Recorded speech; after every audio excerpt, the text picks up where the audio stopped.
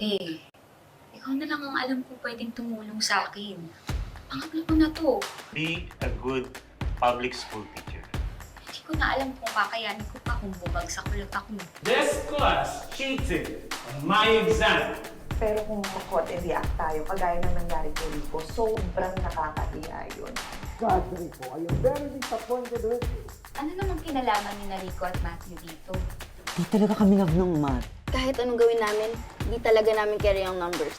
Sa pagkakakilala ko kay Sir Henry, for sure may matindi siyang dahilan kung bakit niya ito gagawin. Sobrang mali, Sheila. Maling-mali.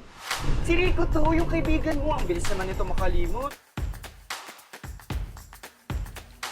Diretso na po tayo sa teacher's table. Hello? Ate, kumusta? Kaya-kaya bang exam? Mamaya ka na tumawag. Kailangan ko munang umalis dito. Nandito si Rico. Ha? Bakit nandyan siya? Friend. Gusto ko naman akong dumiskarte para sa pag-aaral. Diskarte ha. Gaya dati.